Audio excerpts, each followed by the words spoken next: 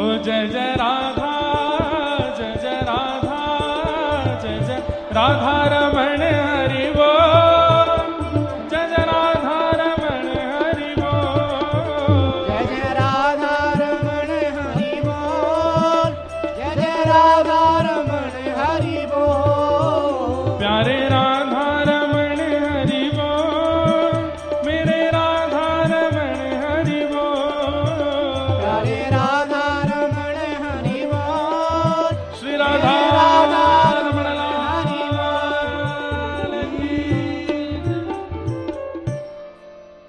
श्री मुक्तिनाथ भगवान की। तो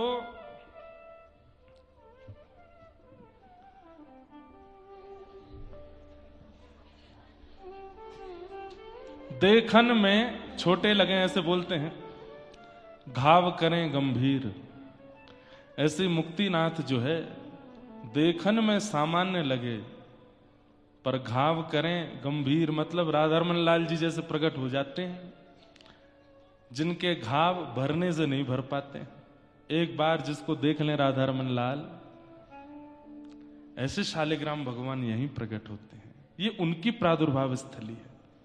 पूरे विश्व में शालिग्राम भगवान के प्रकट भगवान ही पूर्ण नारायण, पूर्ण कृष्ण माने जाते हैं और वो यहां प्रकट होते हैं। एकमात्र ये भूमि है जहां प्रकट होते हैं और कहीं नहीं, और वो भी केवल 12 कोस के अंदर। इसलिए यहां आ गए हैं पुरुषोत्तम मास में, यही बहुत बड़ी बात है, बहुत बड़ी बात है। पुरुषोत्तम मास, इसे मल मास भी कहा जाता है, कई जगह मल मास कहा जाता है। मल मास क्यों? क्योंकि ये महीना भगवान ने हिरण्यकश्यप के वध के लिए बनाया था। हिरण्यकश्यप ने वरदान मांगा था कि मैं 12 महीनों में से किसी भी महीने में ना मरूं, तो भगवान ने 13वां महीना बनाया मल मास। जैसे हिरण्यकश्यप का वध हुआ, पूरे विश्व में हवा की तरह बात फैल गई। 4 साल में एक बार आने वाला ये मल मास, इसमें किसी भी प्रकार का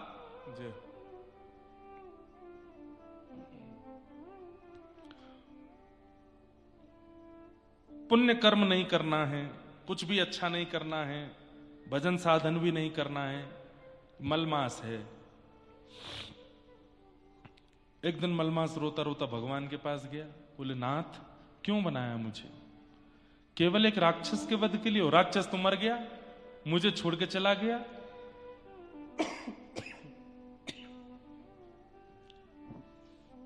अब मेरी हालत, मुझे कोई स्वीकार नहीं करता। तब जिसको कोई स्वीकार नहीं करता उसको ठाकुर जी स्वीकार कर लेते हैं। भगवान ने कहा हम तुम्हें स्वीकार करते हैं और तुम्हारा नाम बदल दे रहे हैं। बोले क्या? बोले कोई श्रावण मास है, कोई आषाढ़ मास है, कोई मास है, लेकिन तुम्हारा नाम पुरुषोत्तम मास। तुम मेरा ही स्वरूप हो। नहीं भगवान, लोग बाग नहीं मानेंगे, आप भले ही नाम बदल दो। अरे नाम बदलने से व्यक्ति थोड़ी बदल जाएगा। लोग बाग सोचेंगे कि नाम बदल गया है, पर मास तो मल वाला ही रहेगा। ठाकुर जी बोले हम नियम बना देते हैं। बोले क्या? अगर कोई तुमको मल मास बोलेगा तो उसके पुण्य खत्म हो जाएंगे, इसलिए अधिक मास बोल लीजिए, पुरुषोत्तम मास बोल लीजिए, मल मास मत बोलिए। जबकि है मल मास, पर नहीं बोलना, ठाकुर जी ने मना कर दिया, नहीं अब इसको पुरुषोत्तम बोलना है। और अधिक मास कर दिया। बोले क्या? पहले था कि ये पुण्यों को क्षीण करता है, अब पुण्यों को अधिक कर देता है। हां, कोई मनवांछित क्रियाएं इस मास में नहीं करनी चाहिए। जैसे जीवन जीने के लिए जो जो मानवों की उपयुक्त क्रियाएं होती हैं, उसमें विवाह का क्रम नहीं करना चाहिए। नव गृह प्रवेश, नव गाड़ी, नव वस्तु, नव व्यापार आदि आदि, इन सब का नहीं कुछ करना चाहिए जिससे आपका जीवन यापन होता है, उन सब के लिए नहीं। ये मास केवल और केवल भगवत प्राप्ति के लिए। ठाकुर जी ने कहा इस मास में और कोई काम नहीं करना, केवल मेरा भजन करो। और वृंदावन में तो एक अलग परपाटी है। क्या? पहले से लेके 30 दिन तक सारे उत्सव जो साल भर में मनाए जाते हैं, वो सारे उत्सव 1 महीना में मना लिए जाते हैं। मतलब किसी महीने को भगवान ने झूलन उत्सव प्रदान किया, किसी महीने को होली प्रदान की, किसी महीने को दीपावली प्रदान की, किसी महीने को रक्षाबंधन प्रदान की, किसी महीने को अक्षय तृतीया प्रदान की। लेकिन इस पुरुषोत्तम मास को भगवान ने सारे उत्सव दे दिए। एक दिन भी खाली नहीं रहते ठाकुर जी। हमारे गिरधर लाल जी के 2 दिन उत्सव तो मैं करके आया, बाकी घर में अंदर चल रहे हैं ठाकुर जी के उत्सव। अब जब हमारी कथा है वृंदावन में, यहां से जाके आगरा में कथा, आगरा के बाद वृंदावन में कथा है 7 से 13 जून, तब फिर प्रकट उत्सव फिर से होंगे लाल जी के। ये मास केवल और केवल भगवत आराधन करने के लिए है और किसी भी प्रकार की इसमें क्रियाएं नहीं की जाती। जितना हो सके भजन करो, साधन करो, ठाकुर जी की सेवा करो। और मैं फिर कह दूं, थोड़ा इतरा लो जो मुक्तिनाथ आ गए हो, क्योंकि इस समय जो आपको मिला है वो किसी को नहीं मिल रहा है। लोग बाग यहां आ रहे हैं, जा रहे हैं, 1 दिन के बाद कोई नहीं रुकता। आप 7 दिन रुकने वाले हो और यहां कथा सुनने वाले हो, गंडकी जी के तट पर रहने वाले हो। अच्छा, एक चीज आपने अनुभव की, मुझे तो आज वीडियो में दिखाया गया, सुबह 4:30 बजे प्रकाश हो जाता है यहां पर, 4 साढ़े 4 बजे। अब इसके पीछे लोग कितना भी उदाहरण बतावें, लेकिन मेरा क्या भाव था, मुक्तिनाथ भगवान की मंगला आरती करने सूर्य नारायण ही आते हैं, नहीं तो 4 साढ़े 4 बजे कहां दिन होता है भाई। सुबह 4 साढ़े 4 बजे बिल्कुल प्रकाश। उसका एक कारण और है, अब वो फिजिक्स के रूप में कारण हो सकता है कि हम जिस क्षेत्र में हैं इसके चारों तरफ बड़े बड़े पहाड़ हैं, पूरा हिमालय है। यहां से माउंट एवरेस्ट भी थोड़ी दूरी पर है, ये सामने अन्नपूर्णा रेंज हैं, और जो भी बड़े बड़े पहाड़ों की जितनी भी श्रृंखला है सब यहीं चारों तरफ है। सूर्य नारायण अपने स्थान पर रहते हैं, पृथ्वी घूमती है। तो निश्चित है कि आप अगर कहीं प्रकाश दे रहे हो तो एक दिशा में यदि प्रकाश जा रहा है, जैसे गाड़ी भी चलती है रात में, तो उठी हुई जो वस्तु होती है वो हमको जल्दी दिख जाती है। जैसे कंकड़ पड़े हो, पत्थर पड़े हो, ब्रेकर हो, और उस ब्रेकर के ऊपर वाइट अगर वो पेंट लगा दिया जाए तो वो और जल्दी दिख जाता है। ठीक वैसे ही सूर्य नारायण अपने स्थान पर हैं, पृथ्वी घूम रही है।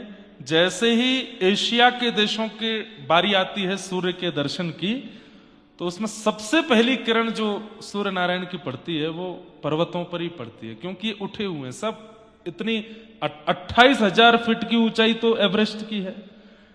अन्नपूर्णा भी संभवतः 23,000 है, कोई 24,000 है। इतने ऊंचे ऊंचे पर्वत हैं।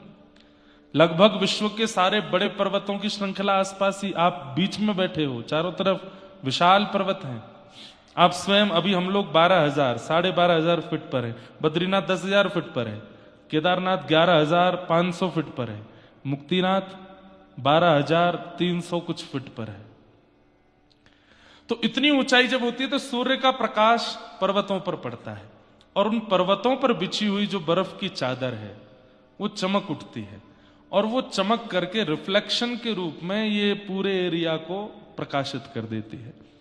इतनी जल्दी प्रकाश पोखरा में नहीं होता होगा संभवतः, नेपाल और काठमांडू में नहीं हो रहा। काठमांडू में भी हो सकता, वहां पर भी आसपास, वहां एक चंद्रगिरी पर्वत है काठमांडू के पास में, वहां से सारे पहाड़ दिखते हैं। मैं बहुत घूमा हूं नेपाल में, पर बचपन में, जब छोटा था तब बहुत आया हूं।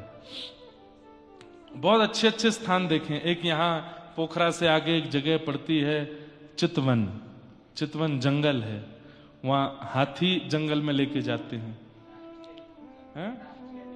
राष्ट्रीय निकुंज। एक काठमांडू पोखरा के बीच में एक गांव पड़ता है, बहुत प्यारा गांव है। वहां से पूरा हिमालय दिखता है, एवरेस्ट की चोटी दिखाई देती है, और सारी रेंज दिखाई देती है। ये वो पर्वत है, ये वो पर्वत है, वो उस गांव, इतना सुंदर गांव मैंने नहीं देखा आज तक। बहुत मुझे नाम याद नहीं है उसका, हाँ कौन सा? बंदीपुर। वाह, बंदीपुर। अब प्रचार हो गया होगा, जब हम गए थे तब इतना प्रचार नहीं था उसका। बहुत अच्छा गांव। नेपाल में एक चीज तो है, सुंदरता से भरपूर है, बहुत सुंदर है।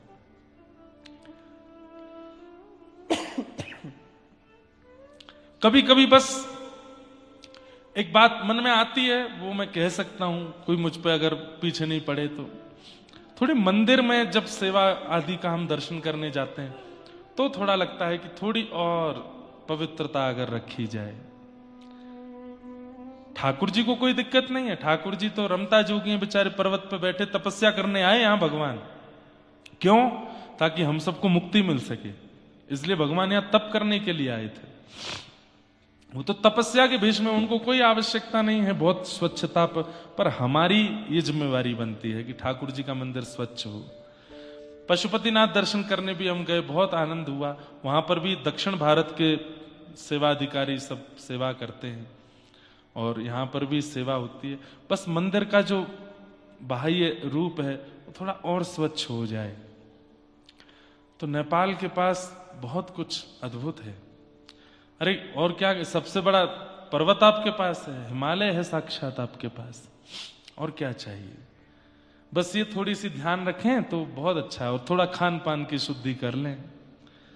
खान पान में थोड़ा सा जो है, अब मुक्तिनाथ में ही सब हो जाता है। इसलिए हमने यहाँ पे अन्नशाला रखी है आप लोगों के लिए भी, और कई लोग ऐसे हैं जिनका रजिस्ट्रेशन नहीं है, वो भी आए तो हमने कहा नहीं सबको पवाओ। कहाँ खाएंगे वहां पे? वहां बाहर तो कुछ मिलेगा नहीं, सबको पवाने की व्यवस्था रखो। तो थोड़ा अन्न शुद्धि और थोड़ा मंदिर के वातावरण की शुद्धि, बस ये दो काम हो जाएं तो कोई पकड़ नहीं पाएगा नेपाल को, इतना आगे चला जाए। ऐसे अद्भुत अद्भुत स्थान यहां पर है। कहां तक कहें, हमारे भारत में रामकृष्ण प्रकट होते हैं, पर उन राघव जी के चित्त को सदा अपने मंद मुस्कान से हरण करने वाली जानकी जी नेपाल में प्रकट होती हैं। या तो हमारा बरसाना है या आपका जनकपुर है नेपाल का, या तो व्रजमंडल में किशोरी जी प्रकट हुई हैं या नेपाल में प्रकट हुई हैं, और कहीं नहीं हुई। और वहां तो रामकृष्ण प्रकट हुए, पर रामकृष्ण को कलयुग में स्थापित करने वाले शालिग्राम वो तो नेपाल में ही प्रकट होते हैं, और कहीं शालिग्राम जी नहीं मिलते, केवल नेपाल। रुद्राक्ष यहां प्रकट होते हैं, एक मुखी रुद्राक्ष, मतलब हरि भी यहीं प्रकट होते हैं, हर भी यहीं प्रकट होते हैं, किशोरी जी भी यहीं प्रकट होती है, सब यहीं प्रकट हो रहे हैं। सब कुछ तो है नेपाल के पास। बस थोड़ा सा इन चीजों का ध्यान रखें तो बहुत अद्भुत हो जाएगा। आइए हम लोग थोड़ा क्रम में चलें। मेरे पास कुछ प्रश्न भी आए हैं, इन सब पर मैं बारी बारी से प्रकाश डालूंगा। आज का क्रम प्रथम दिन का है और महात्मा में हम लोग थोड़ा सा प्रवेश करके फिर इन प्रश्नों पर ही, क्योंकि प्रश्न महात्मा से ही संबंधित है, इन पर चर्चा करेंगे। सच्चिदानंद रूपाय विश्वोत्पत्त्यादि हेतवे तापत्रय विनाशाय श्रीकृष्णाय वयं नमः।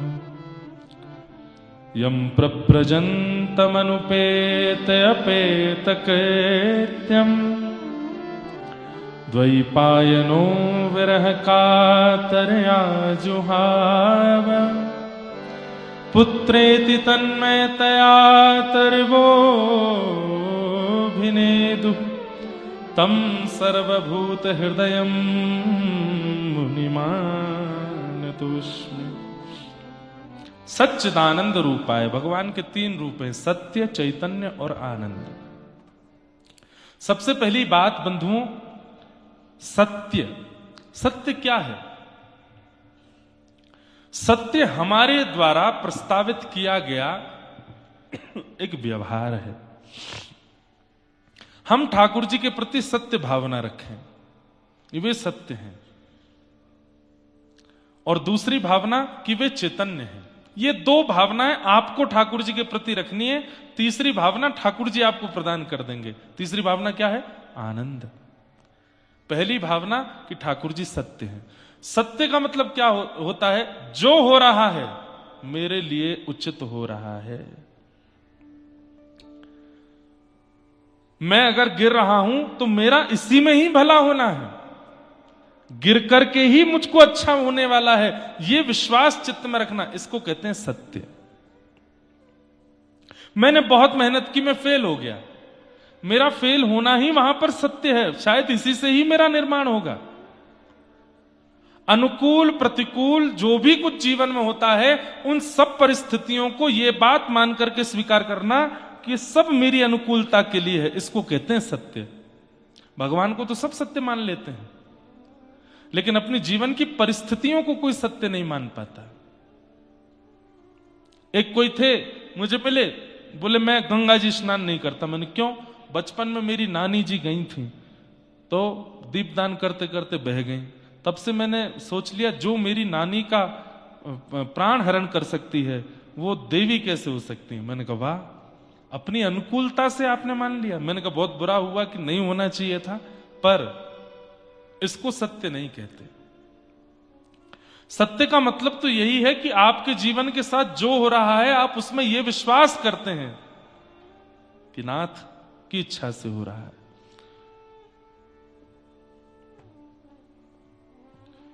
जो पद गाने की इच्छा होती वही कॉपी नहीं होती मेरी, कोई बात नहीं।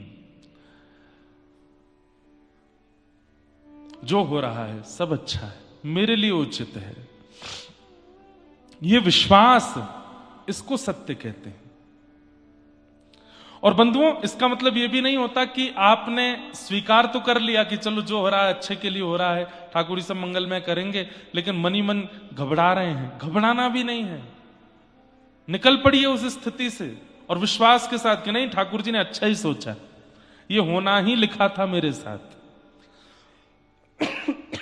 और सबसे बड़ी बात, व्यक्ति जब अपने व्यक्तित्व को महान बनाना चाहता है तो जीवन में घटने वाली घटनाओं को सही या गलत आकलन करता है। मेरी बातों को ध्यान से सुनना। व्यक्ति जब अपने आप को महान बनाना चाहता है तब अपने जीवन में आने वाली घटनाओं को सही और गलत में आकलन करता। नहीं, ये मेरे साथ बहुत गलत हुआ, ये मेरे साथ बहुत अच्छा हुआ। क्यों? क्योंकि उसका उद्देश्य क्या है? खुद को कुछ बनाना। लेकिन उद्देश्य में ही केवल प्रिया प्रियतम की प्राप्ति है, फिर तो चाहे जो हो जाए, पाम काट के ले जाओ, हाथ काट के ले जाओ, कान काट के ले जाओ, कुछ कर लो, इसी से ही मुझे श्याम सुंदर मिलेंगे, इसीलिए मेरे साथ ये सब हो रहा है। वो विश्वास उसके चित्त में प्रगाढ़ हो जाता है।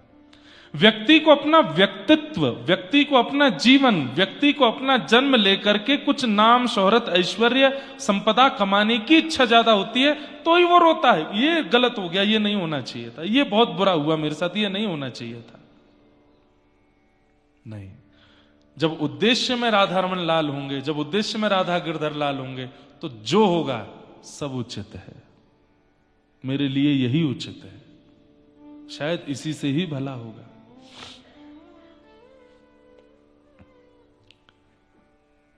सुनेरी मैंने निर्बल के बलराम, सुनेरी मैंने निर्बल के बलराम, सुनेरी मैंने, सूरदास जी का पद है, निर्बल के बलराम, जो सब बल विहीन है उसके बलराम, उसके राम जी हैं, उसके श्याम जी हैं।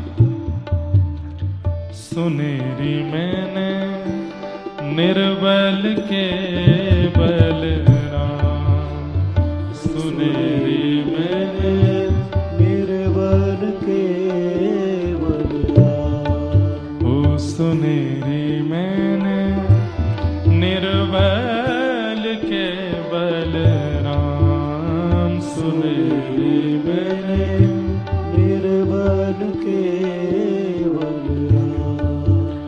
सुनेरी मैंने निर्बल के बलराम, सुनेरी मैंने निर्बल के बलराम।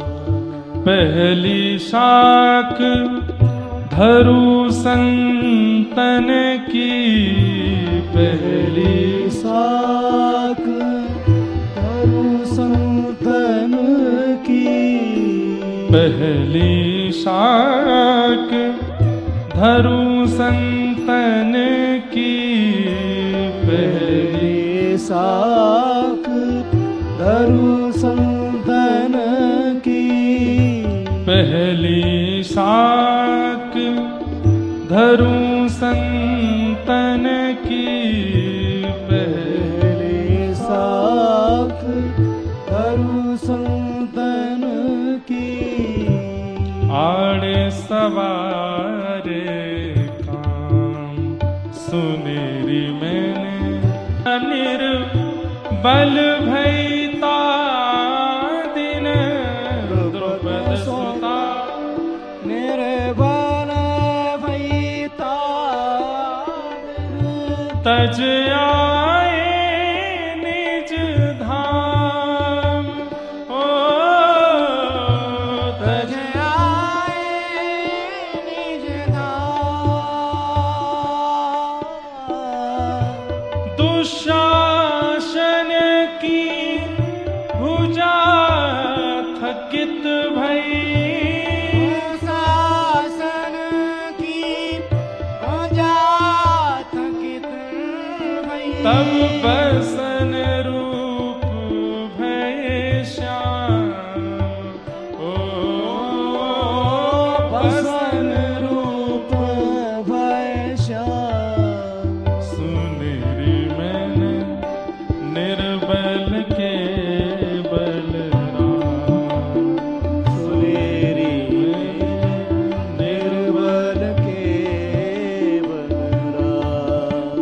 सुनेरी मैंने निर्बल के बलराम, सुनेरी मेरे निर्बल के बलराम। द्रौपदी के लिए वस्त्र बन करके आ गए, दुशासन थक गया, नहीं निर्वस्त्र कर पाया। अंतिम पंक्ति में सूरदास जी बहुत सुंदर एक मानो युक्ति बता रहे हैं मुझे और आपको। इससे बड़ा बल कुछ नहीं है। और कौन सा बल बताया गया? सूरदास जी कह रहे हैं अप बल तप बल और बाहु बल, अप बल तप बल और बाहुबल, अप बल तप बल और बाहु बल, अप बल तप बल और बाहुबल। चौथो है बलराम, ओ चौथो है बलराम। पर अपबल तपबल और बाहुबल चौथो है बलराम। पर सूरदास जी कह रहे हैं सूर किशोर कृपाते सब विधि, सूर किशोर कृपाते सब बल, सूर किशोर कृपाते सब बल, सूर किशोर कृपाते सब बल। अरे हारे को हरि नाम, ओ हारे को हरि नाम। सुनेरी मैंने निर्बल के बलराम, सुनेरी मैंने निर्बल के बलराम, ये सुनेरी मैंने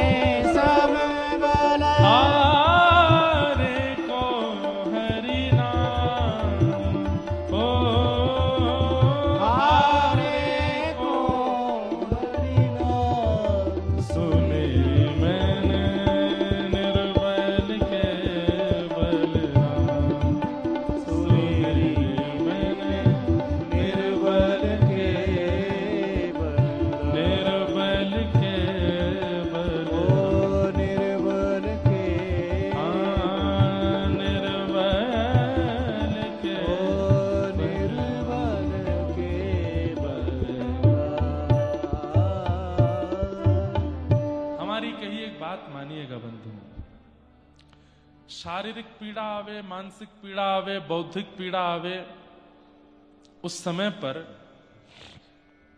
अगर आपको याद हो तो गजेंद्र मोक्ष का पाठ शुरू कर दो तुरंत बैठ के। कैसी भी परिस्थिति आई हो, अगर 10 दिन की होगी तो 4 दिन में निपट जाएगी, 5 दिन में निपट जाएगी, 5 दिन की होगी तो 2 दिन में, 2 दिन की होगी तो 1 घंटे में। गजेंद्र मोक्ष इतना बलवान है। और उस गजेंद्र मोक्ष में भी आप कहें कि हमको नहीं आता तो याद करना शुरू करो, अब से शुरू करो, यहीं से ही लेकर के जाइए गजेंद्र मोक्ष का पाठ।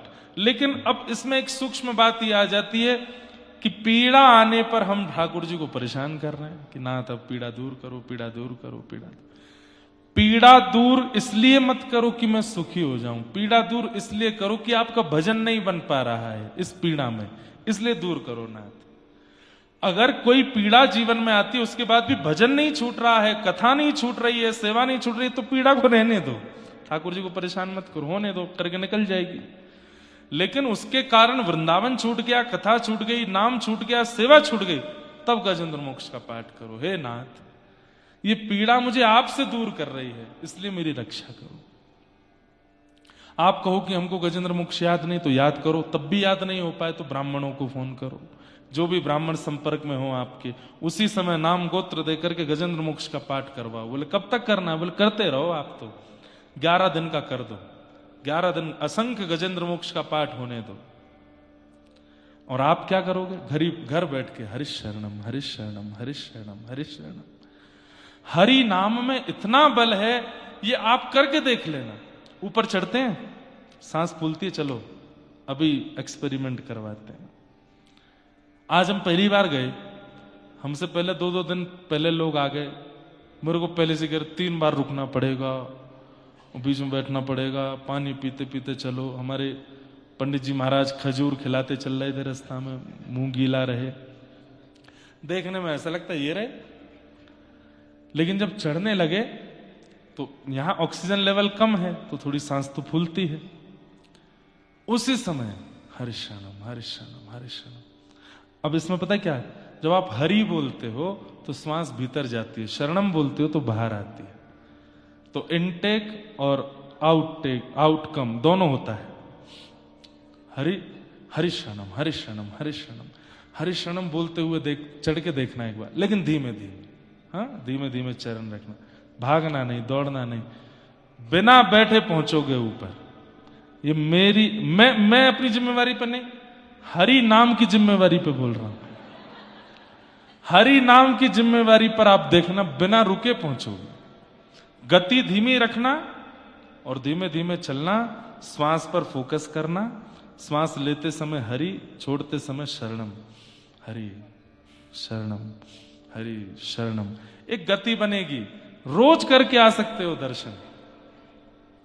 यहां ये चीज पर अगर आप पास आउट हो जाओ, लगे कि यार निकल गए, बस इसको फिर जीवन में अप्लाई कर देना। चाहे जैसी परिस्थिति, कितनी भी विशाल स्थिति, कितने भी पहाड़ सामने आ जाएं, हरि नाम लेकर के निकल जाइए। बहुत बल है हरि नाम में, 2 अक्षर का नाम है, लेकिन इतना बलवान है कि आप उसका अनुभव करके ही कर सकते हो, बताने से नहीं होगा।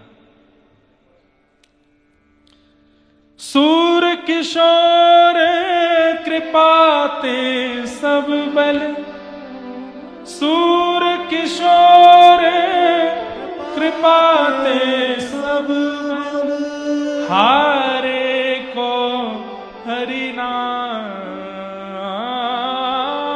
हारे को हरि नाम। सुनेरी मैंने निर्बल के बलना, सुनेरी मैंने निर्बल के। हारे को हरि नाम। हम सब हारे हैं, हम सब हारे हुए हैं, तभी तो पृथ्वी पर है। जीते हुए होते तो ठाकुर जी के पास निकुंज में होते। हार गए तभी तो इस धराधाम पर हैं। सब हारे हुए, हरि ही हमें बचा सकते। तो भगवान के प्रति सत्य, और दूसरा उनके प्रति सत्य भाव रखो। जो हो रहा है सब मेरी अनुकूलता के लिए, मुझे हरि दर्शन होंगे, हरि प्राप्त होगी, उसके लिए ही आवश्यक है, इसीलिए मेरे साथ ऐसा हो रहा है। ये सत्य। और दूसरा चैतन्य। ठाकुर जी चैतन्य है, ठाकुर जी जड़ नहीं है। यहां कई दृश्य देख के थोड़ा कष्ट तो होता है मन में। शालिग्राम भगवान नीचे टबों में रखे हैं, उनको आके लोग ले रहे हैं, दाम पूछा जा रहा है, तोल नाप के फिर हो रहा है। लेकिन ये क्षेत्र उन्हीं का ही है, इसलिए ठाकुर जी पर ही छोड़ते हैं कि आप कुछ अपने अनुकूल जैसी व्यवहार विचारों करिएगा। पर फिर भी शालिग्राम भगवान भी क्यों ना दिखें, वो चैतन्य है। अब यहां आप दुकानदार पे जो शालिग्राम रखे उनके पास जाके कहो मुझे पंचामृत अभिषेक करने दो, थोड़ी देर निकाल दो इनको बाहर, करके अभिषेक वापस दो, तो लड़ाई झगड़ा हो जाएगा।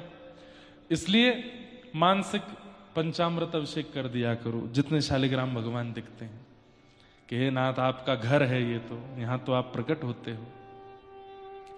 जैसे मधुमंगल श्री दामाद तनसुका मनसुखा की गोद में चढ़ जाते हो, कभी उनको अपने ऊपर चढ़ा लेते हो, ये भी सब आपके सखाई होंगे, इनके साथ आपको ऐसे ही आनंद आ रहा होगा। वहां सदन कसाई के मांस के तराजू में आप लुढ़कने में आपको सुख मिलता है, तो ये तो आपकी रुचि है, आप जहां रहे हो। लेकिन हमको तो कष्ट होता है ना देख के। लेकिन फिर भी चैतन्य बुद्धि रखो कि ये चैतन्य है, साक्षात चैतन्य। मुझे लगता है बंधुओं भी एक दिन हुआ हमें आए हुए, 2-3 दिन में हमें अनुभव तो होगा। यहां पर कल रात यहां नींद नहीं आएगी ज्यादा, यहां नींद नहीं आएगी, क्योंकि ये सोने का स्थान ही नहीं है, ये सोने की जगह ही नहीं है, ये जागने की जगह। एक बात बताएं, या देवी सर्वभूतेषु निद्रा रूपेण संस्थिता नमस्तस्यै नमस्तस्यै नमस्तस्यै नमो नमः। निद्रा को देवी का रूप माना गया, पर हम लोग अधिक सोते हैं, अपनी आवश्यकता से अधिक सोते हैं। मेरी बात अलग है, मेरी तो स्थिति ही अलग है। मैं तो कब कब का नहीं सोया होता हूं। मेरे को तो कभी कभी इच्छा में तो प्रार्थना करता हूं, हे नाथ कृपा करो नींद आवे जोर से। तो आजकल हमने भक्तमाल जी पढ़ना सुनना शुरू किया, रात में सो जाते हैं, फिर रात भर वही चिंतन चलता है। अद्भुत अद्भुत भक्तों की अद्भुत लीलाएं आती हैं मन में। तो हम समय से आवश्यकता से अधिक सोते हैं, पर जब हम ऐसी तपस्थली में आते हैं तो इस तपस्थली के वातावरण में वो बन जाता है कि ये जितनी आवश्यक है उतनी ही निद्रा दिलाएगा। लेकिन कई ऐसे भले आदमी हैं, वो ऐसी जगह आकर के भी सो जाते हैं और केवल सोते ही रहते हैं। जब पूछो क्या कर रहे हैं, बोले सो रहे हैं। क्या कर रहे हैं, बोले रजाई में पड़े। अब क्या कर रहे हैं, बोले भोजन किया है। अब वो सो गए भोजन करके। ऐसे में भी जो निद्रा को, तो फिर उनके लिए तो भैया फिर कोई और ही लोक बनाएंगे भगवान। ये तपस्थली हैं, मुक्तिनाथ हो गया, बद्रीनाथ हो गया, केदारनाथ हो गए, ये सारी वो स्थान हैं जहां पर व्यक्ति जो नॉर्मल व्यवहार अपने जीवन में संसार में करता है वो यहां नहीं कर पाएगा। अगर यहां कर पा रहा है तो इसका मतलब वो बहुत ऊंची श्रेणी में पहुंच चुका है, यहां पर भी कर पा रहा है। एक आजकल एक भैया आते नहीं, कथा में एक आते थे, पहले श्रोता थे वो हमारी कथा के, गुजरात के थे। वो 3 बैग लेके चलते थे अपने संग में, नाम नहीं बताऊंगा, देख रहे होंगे बेचारे कथा। एक बैग तो उनका हैंड में होता था, 2 ऐसे सूटकेस होते थे। तो एक बार कहीं बिहार में मेरी कथा थी, तो मैंने पूछा क्या है, तो हैंड बैग जो था ऐसे लटकाने वाला पिट्ठू बैग, उसमें उनके 3 जोड़ी कपड़ा, तौलिया और वो सब। मैंने कहा तुम्हारी गृहस्थी तो इसमें है, इन दोनों में क्या है? बोले खाने पीने का सामान। ऐसी ऐसी वो मतलब स्टोव, लाइटर, कढ़ाई, चिमटा, बेलन अपना सब लेके चलते थे। क्यों? मतलब इतने एडिक्टेड हैं कि दूसरे बेलन की बनी रोटी से पेट नहीं भरता उनका, वो अपने बेलन से ही बननी चाहिए। अपनी ही वो एक छोटी सी वो थी, उसमें चाय बनेगी तो ही होगा। ऐसे ऐसे भी लोग हैं संसार में। कई लोग अपने मसाले लेके चलते हैं, सब्जियों में ऊपर से वो डाल देते हैं तभी उनको स्वाद आता है। सब प्रकार की स्थिति भाव है। पर ऐसे वातावरण में आकर के भी अगर इंद्रियों से विपरीत नहीं जा पा रहे हैं तो समझ जाइए कि आप किस श्रेणी में हो। कि ऐसी तपस्थली पर भी आपकी निद्रा नहीं जा रही, ऐसी तपस्थली पर भी आपकी भूख कम नहीं हो रही। सामान्य आप 4 रोटी खाते होंगे तो यहां 2 ही खावेंगे, सामान्य 2 खाते हैं तो यहां 1 ही खा पाओगे, यहां ज्यादा होगा ही नहीं। और जिसका हो रहा है वो समझ जाओ किस श्रेणी का होगा। अब जज भी मत करना, एक दूसरे की थाली देखो, 5 खाओ 5 यहां पर भी 5 रोटी खा गए। नहीं, हो सकता है कि वो नीचे 6 खाते हो यहां 5 खा रहे हैं। तो भगवान सत्य हैं ये विश्वास करो। ठाकुर जी चैतन्य है, उनके प्रति चैतन्य बुद्धि रखो। और ये 2 काम आपने कर दिए तो तीसरा आपको ठाकुर जी स्वयं अनुभव करा देंगे, आनंद। ठाकुर जी के आनंद का अनुभव होने लग जाएगा। फिर भले ही आप कहीं जाओ मत, आप अपने कमरे में भी बैठे रहोगे तो भी आनंद में हो, कथा में बैठे तो भी आनंद में है। रास्ते में बहुत दिक्कतें हुई होंगी, लेकिन फिर भी यहां बैठा हर व्यक्ति आनंद में बैठा है, मुस्कुरा रहा है, प्रसन्न है। कई लोगों को पहाड़ी रास्ते दिक्कत देते हैं, सर दर्द हो जाता है, वमन की स्थिति हो जाती है, लेकिन सब स्थितियां सह करके भी आप प्रसन्न हो। इसका मतलब क्या है? सत्य और चैतन्य में आप प्रगाढ़ हो, इसीलिए आनंद कर पा रहे हो। वैसे तो मुझे अंतिम दिन बोलना था, लेकिन मैं पता नहीं क्या व्यासपीठ पे बैठती ऐसा लगता मैं नहीं बोल रहा हूं, कोई बुलवा रहा है। मुक्तिनाथ आ गए, बहुत दूर नहीं है यहां से, एक दिन कैलाश मानसरोवर में भी कथा होगी, वहां भी जाएंगे।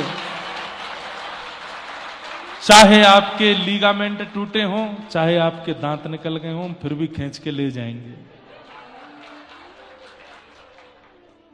इस जीवन में ये तो करना ही है। यहां मुक्ति नारायण भगवान को कथा सुनाने आ गए, शालिग्राम भगवान को कथा सुनाने आ गए, गंडकी मैया को कथा सुनाने आ गए। एक बार नंदोत्सव मानसरोवर पर भी होना चाहिए। वहां भी जाएंगे, वहां के लिए तो और मुश्किल बताते हैं लोग।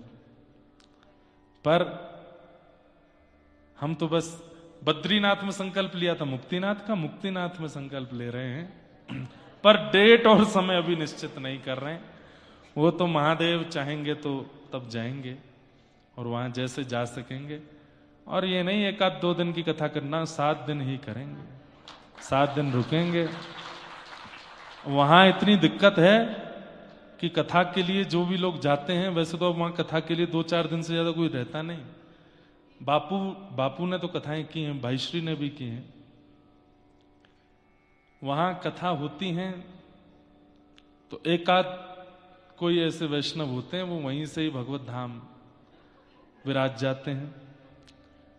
बद्रीनाथ में भी ऐसा होता है, पर हम इस भावना से नहीं जाएंगे। हम तो जाएंगे कि भाई सब लोग वहां अनुभव करके वापस आए।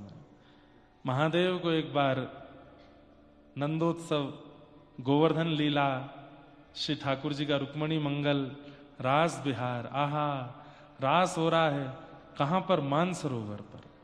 मानसरोवर 2 ही हैं, या तो हमारे ब्रजमंडल में राधा रानी मानसरोवर या कैलाश मानसरोवर।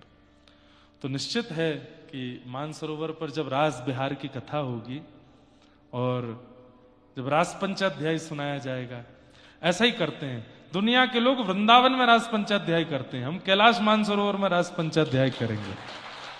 वहां कथा रास पंचाध्याय की होगी, प्रथम दिन ही कथा शुरू होगी। भगवान पिता रात्रि शरदोत्फुल्ल मल्लिका विक्षरंतुम मनश्चक्रे योग मायाम उपाश्रित।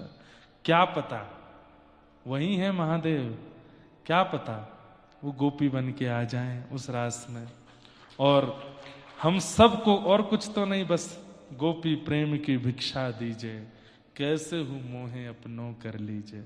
वो गोपी देखो, जिसके पास श्रृंगार रखा है ना, वो आपको भी कर सकता है।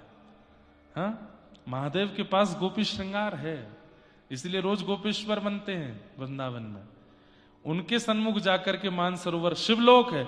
अच्छा देखो, एक बार को ये भू वैकुंठ है, बद्रीनाथ भू वैकुंठ है, लेकिन इसमें भू शब्द भी प्रयोग हो रहा है ना। भू मतलब पृथ्वी, पृथ्वी का वैकुंठ। पर शिवलोक तो यहां के अलावा मतलब कोई और जगह नहीं है, कैलाश ही शिवलोक है।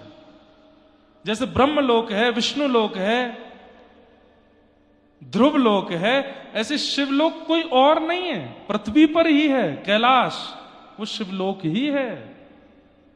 हम ऐसा कह सकते हैं कि ये भू वैकुंठ है, लेकिन एक वैकुंठ ऊपर भी है। बद्रीनाथ भू वैकुंठ है, लेकिन एक वैकुंठ ऊपर भी है। पर कैलाश में अगर आप गए हो तो शिवलोक वही है और कोई नहीं है, वो साक्षात शिवलोक है। महादेव इतने भोले हैं कि अपना लोक पृथ्वी से अलग रखा नहीं, पृथ्वी पर ही रखा है।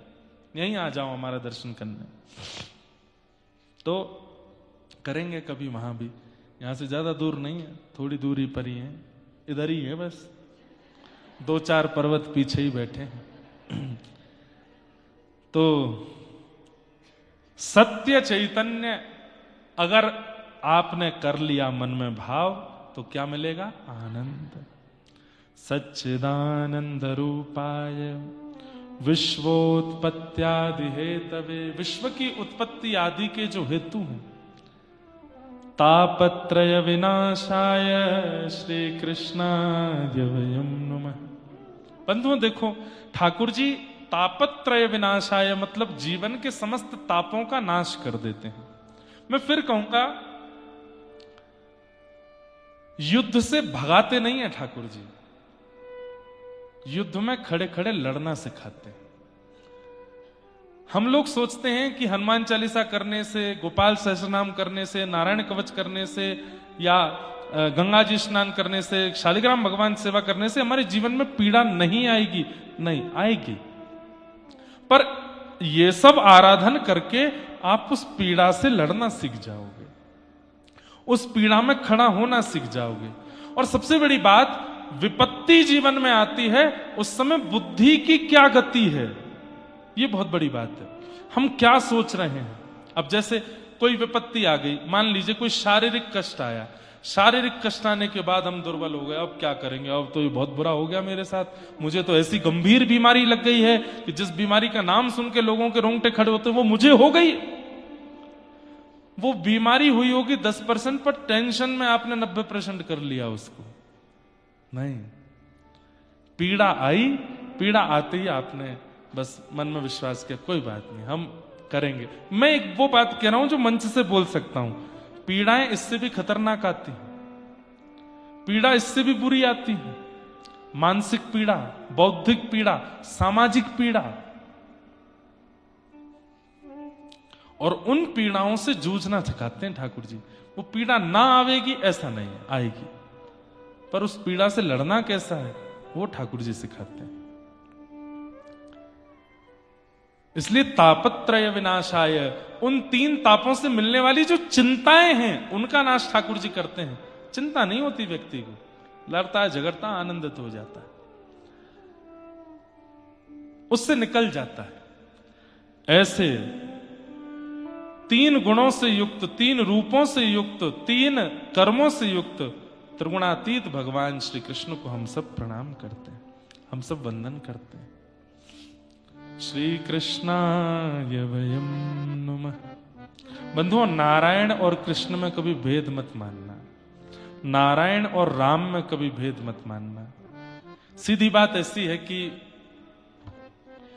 बताने में थोड़ी अटपटी है, लेकिन बता देते हैं। जैसे घर का बालक जब स्कूल पढ़ने लग जाता है तो स्कूल में एक फंक्शन आता है, एनुअल फंक्शन। एनुअल फंक्शन में कई बार स्कूल्स में छोटे बच्चों के लिए वो किया जाता है फैंसी ड्रेस कंपटीशन, पता है? उसमें बच्चे अलग अलग कपड़े पहन के जाते हैं। कोई बालक हनुमान जी बन के जाता है, कोई बालक स्पाइडरमैन बन के जाता है, कोई बालक जो है वो दुर्गा मैया बन के जाती है, कोई शेर बन के जाता है, कोई जिब्रा जिराफ बन के सब लोग बढ़िया बढ़िया अपने रूप बदल के जाते हैं। जिस समय वो बालक उस रूप में होता है तो हमें उसी के भाव का अनुभव होता है, परंतु वापस आकर के जब वो अपना श्रृंगार उतार देता है तो पुनः बालक ही हो जाता है। तो नारायण कौन है? मूल रूप है। और वही मूल रूप क्या करते हैं? पृथ्वी पर आते समय अलग अलग भाव, विचार और व्यवहार के साथ में अवतार लेते हैं। कृष्ण बन करके आते हैं, राम बन करके आते हैं, परशुराम बन करके आते हैं। अब इसमें भी दो प्रकार के अवतार होते हैं, एक तो होते हैं अंशावतार और एक होते हैं पूर्णावतार। अंशावतार वो जो थोड़ी देर के लिए आते हैं और लीला करके चले जाते हैं, लेकिन पूर्णावतार दो ही हैं, राम और कृष्ण। ये पूर्णावतार है। इसमें भी कभी कभी ऐसा होता है कि ठाकुर जी कभी कभी अपना अंश भेज देते हैं, अपना अपना बल भेज देते हैं, अपने ऐश्वर्य को भेज देते हैं। पर रामकृष्ण रूप में तो नारायण स्वयं आते हैं, स्वयं ही लीला करके जाते हैं। इसलिए कभी इनमें भेद मत मानना। कई लोग ऐसा कहने लगते हैं कि हम कृष्णोपासी हैं, हम बद्रीनाथ क्यों जाएं? हम कृष्णोपासी हैं, हम मुक्तिनाथ क्यों जाएं? अरे मुक्तिनाथ, बद्रीनाथ, अगर मुक्तिनाथ नारायण ही हैं और ये कृष्ण नहीं है तो शालिग्राम से राधारमन लाल कैसे प्रकट हो गए? यदि मुक्तिनाथ नारायण हैं तो वही श्री जगन्नाथ भगवान के चित्त में विराजमान होते हैं, तो फिर वो जगन्नाथ कृष्ण कैसे हो गए? यही शालिग्राम भगवान सब जगह विद्यमान है। इन्हीं शालिग्राम से निर्मित समस्त भगवान के रूपों की सेवा पूजा होती है। इनके प्रति ये नारायण कृष्ण में भेद नहीं, विष्णु कृष्ण में भेद नहीं, एक ही। यम प्रव्रजन्तमनुपेत अपेत कृत्यम द्वैपायनो विरह कातरया जुहाव पुत्रेति तन्मयतया तर्वोभिनेदु तम सर्वभूत हृदय मुनिमान तुष्णि। श्री सुखदेव जी महाराज की। जो जन्म लेते ही अपने मां के गर्भ से निकल के वन की ओर प्रस्थान कर गए और वन में जाते हुए सुखदेव जी के पीछे वेद व्यास जी हा पुत्र कहते हुए जा रहे हैं, ऐसे श्री सुखदेव जी जो सर्वभूत हृदय हैं, हम उनको बारंबार प्रणाम करते हैं। भागवत जी का महात्म्य है। कुछ प्रश्न आए हैं, उनके विषय में थोड़ी चर्चा कर लेते हैं। श्रीमद् भागवत महत्व और संक्षिप्त में पूरी भागवत जानने की इच्छा है आपके मुखारविंद से। आपने पूरी बात बहुत बढ़िया लिखी, लेकिन एक शब्द गलत है, संक्षिप्त। भागवत संक्षिप्त नहीं है। संक्षिप्त भागवत जी का वर्णन होता भी नहीं है। हमें 10 वर्ष हो गए कथा करते, हमारे पिताजी को 54 वर्ष हो गए कथा करते हुए, और करोड़ों वर्षों से भागवत जी का वाचन कब से चलता आ रहा है। भगवान ने ब्रह्मा जी को सुनाया, ब्रह्मा जी ने नारद जी को सुनाया, नारद जी ने व्यास जी को सुनाया, व्यास जी ने सुखदेव जी को सुनाया, सुखदेव जी ने फिर परीक्षित को सुनाया, और वहीं से ये प्रवाह यहां पहुंचा। मतलब आदि, पृथ्वी के आदि से भागवत जी का वाचन चला आ रहा है, तब भी उसे समझ पाना सतुबाल बुद्धि। जितना ठाकुर जी अनुग्रह करके समझा दें उतना अच्छा है, पूर्ण समझ में आ जाए ये संभव नहीं। आपकी जिज्ञासा है भागवत जी का महत्व। महत्व क्या है? उनका होना, जिसके श्रवण के बाद उनके होने की इच्छा प्रकट होने लग जाए। स्कूल में जाने के बाद में इच्छा प्रकट होती है कि मैं ऐसा हो जाऊं। कॉलेज में जाने के बाद इच्छा होती है मैं ऐसा हो जाऊं, मैं ये बन जाऊं, मैं ये डिग्री प्राप्त कर लूं, मैं ये बन जाऊं, मैं डॉक्टर बनूं, इंजीनियर बनूं, जो भी उद्देश्य स्पष्ट होता है। ऐसे भागवत जी का भी उद्देश्य स्पष्ट है, कृष्ण का होना, पुण्य का होना, पापों का नष्ट होना, ये सब बात अलग की है। कृष्ण का होना ये प्रथम प्रायोरिटी, भागवत जी का यही महत्व है। नारद भगवान ने सुखदेव जी से प्रेम लक्षणा भक्ति मांगी थी, वो जानने की इच्छा है। आप व्यास भगवान से और प्रेम लक्षणा भक्ति के 10 प्रकार भी जानने की इच्छा है। रास का प्रसंग आएगा, उसमें 10 प्रकार के जो प्रेम लक्षण है उनका हम वर्णन करेंगे। और नारद पांचरात्र आदि आदि एवं नारद भक्ति सूत्र, जहां पर यथाव्रज गोपिका नाम भाव से नारद जी ने प्रेम का अनुभव किया, उसे थोड़ा थोड़ा अनुभव करने का प्रयास करेंगे। फिर आपका प्रश्न है, गोकर्ण जी ने श्रीमद् भागवत कथा सुनाई थी धुंधुकारी को, मोक्ष प्राप्त हुआ, धुंधुकारी ने कौन से भाव से कथा सुनी? अब ये महात्मा का विषय है तो यही सुना देते हैं। गोकर्ण जी धुंधुकारी प्रेत बन गया था, ये कथा सबने सुनी है। आत्मदेव ब्राह्मण के कोई संतान नहीं थी, पत्नी एक सहेली के पुत्र को ही अपना पुत्र मान के लिए आई, वही धुंधुकारी बना, बहुत दुष्ट हुआ। उसके दुष्टता के कारण माता पिता ने भी घर छोड़ दिया था। अंत में जाकर के मृत्यु के बाद वो प्रेत बना। प्रेत बनने के बाद में गोकर्ण जी के मन में इच्छा हुई कि मैं उसको मुक्त करूं। तब गया जी में जाके श्राद्ध किया, लेकिन वो मुक्त नहीं हुआ। तब सूर्य नारायण भगवान ने आज्ञा देते हुए कहा, श्रीमद् भागवतान मुक्ति सप्ताहम वाचनम कुरु इति सूर्य वचः सर्वै धर्म रूपम तुवे श्रुतम। भागवत की कथा करो। अब यहां आपने प्रश्न किया कि धुंधुकारी ने किस भावना से कथा सुनी? मुक्त होने की भावना से। क्यों? क्योंकि प्रेत योनि अत्यंत कष्टदायी है, बहुत पीड़ा हो रही थी उसको। तब श्री गोकर्ण जी महाराज ने उसको कथा सुनाई और 7 दिन की प्रत्येक कथा वो सुनता सुनता 7 दिन में मुक्त होकर के भगवत धाम को चला गया। तब यही प्रश्न किया किन्होंने? श्री गोकर्ण जी महाराज ने यह प्रश्न किया विष्णु दूतों से कि कथा तो इतने लोगों ने सुनी, लेकिन आप केवल अकेले धुंधुकारी को ही क्यों लेके जा रहे हो? तब उन्होंने बताया, बोले इसकी कथा श्रवण में बहुत एक अद्भुतता थी। क्या? श्रवणस्य विभेदेन फल भेदोत्र संस्थितः श्रवणम तु कृतं सर्वै न तथा मननम कृतम। आपके प्रश्न का ये उत्तर है। आपने प्रश्न किया कि ऐसी कौन सी भावना से वो कथा सुन रहा था कि 7 दिन में मुक्त हो गया? उसका उत्तर विष्णुदूत हरिदासों ने दिया। इतने सारे लोग कथा सुन रहे थे, लेकिन केवल सुन रहे थे, मनन नहीं कर रहे थे। मनन किसको कहते हैं? मननम मुनि, जो सुनने के बाद में उसका मनन करता रहे, सोचता रहे, क्या बोला था, और उसी को ही देखता रहे। जहां देख रहा है तो भी वही सोच रहा है, सोने जा रहा है तो भी वही सोच रहा है, उठ रहा है तो भी वही सोच रहा है, कुछ खा रहा है तो भी वही सोच रहा है। इसको मनन कहते हैं। और फिर मनन करते करते क्या होता है? वो आपके व्यवहार में आने लगता है। मनन से ही व्यवहार में आता है, सुनने से व्यवहार में नहीं आता। आप यहां से सुन के चले जाइए, व्यवहार में कभी नहीं। मैं आपको लगता होगा मुझे पता नहीं चलता, कई ऐसे मेरे श्रोता हैं जिनको मैंने हर कथा में देखा, लेकिन उनके व्यवहार में बिल्कुल परिवर्तन नहीं। क्रोध भरपूर, दिखावा भरपूर, शो ऑफ भरपूर, काम भरपूर। कभी कभी मन में बड़ी पीड़ा होती है, मैंने की कथा सुनने के बाद भी नहीं परिवर्तित हुए। क्यों? मनन नहीं किया। मनन होता है बार बार उसका चिंतन करते रहना। जैसे एक प्रियतम को प्रियतमा से प्रेम हो जाता है, वो प्रेम की श्रेणी कब मानी जाती है? जब वो 24 घंटे उसका मनन करता रहे, चलते फिरते, उठते बैठते, सोते खाते पीते, हंसते सोते जागते, हमेशा उसका चिंतन करता रहे, मनन करता रहे, वही तो प्रेम है।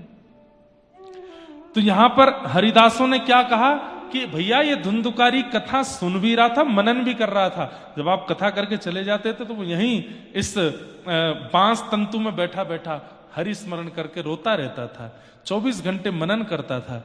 इसलिए मनन के प्रभाव से 7 दिन में कथा सुन के वो मुक्त हो गया और ये सब बैठे रह गए। तो मनन बहुत आवश्यक है। गोकर्ण जी ने वापस भागवत कथा सुनाई। श्रावण मास में सभी भक्त जनों को मोक्ष प्राप्त हुआ। वो कौन से श्रेष्ठ भाव से सुनी थी? स्वयं कृष्ण भगवान ने प्रकट होकर के मोक्ष दिया। वही बात उन्होंने फिर श्रोताओं को बता दी कि भाई मनन करो, और मनन करने के बाद में जब कथा सुनाई तो वे सब भी मुक्त हो गए।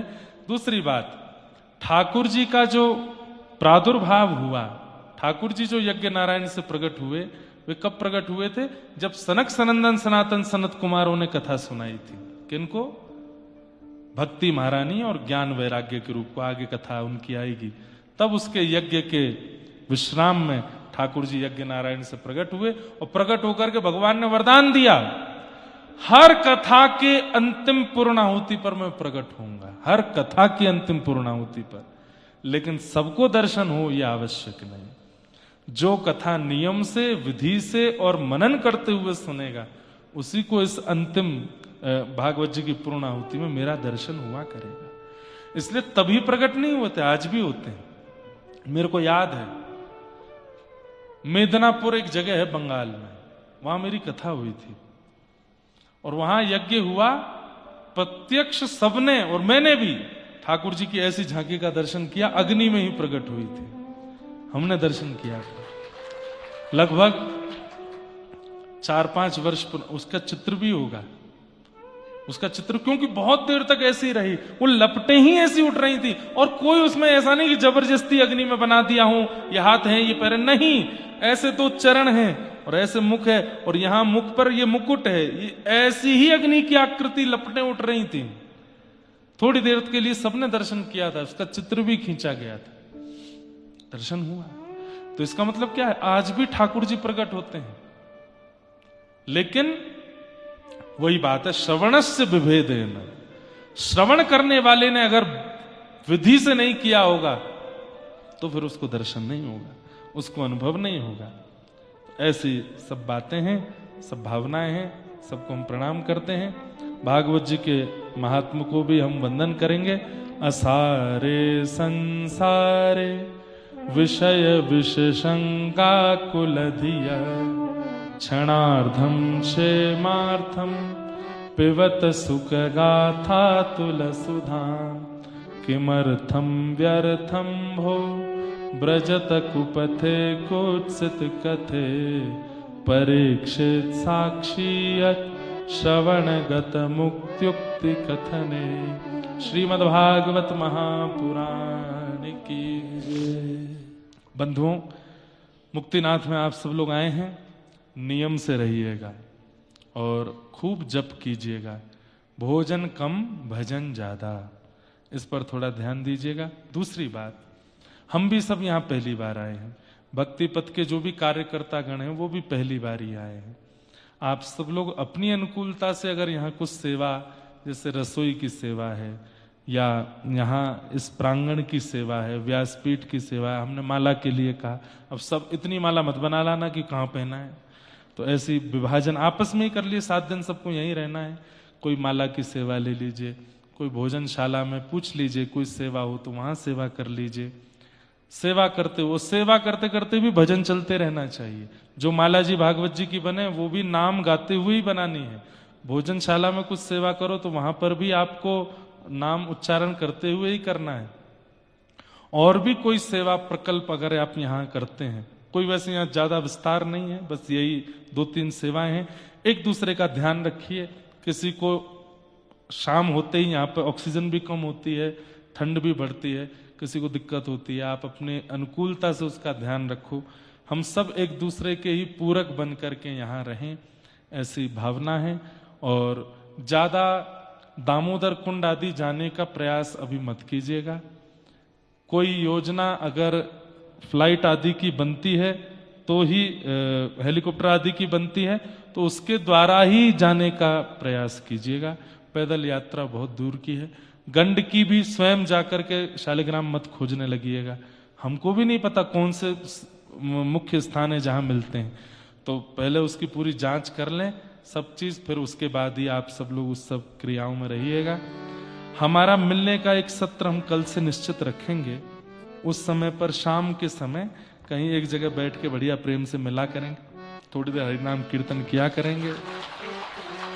बाकी के समय हम भी मौन रहने का प्रयास और अष्टाक्षर मंत्र और थोड़ा अध्ययन का भाव रखेंगे। तो कल एक समय निश्चित कर देंगे, सुबह 11 बजे कथा कल प्रारंभ होगी। खूब प्रेम और भाव से खूब भजन कीजिएगा, खूब साधन कीजिएगा। कोई कमी आपको व्यवस्था में लगती है तो अपने आप सुधारने का भी प्रयास करो, ठीक है। हमारी सब जगह हमारी व्यवस्था भी एक जैसी नहीं होती, सब जगह अलग होती है।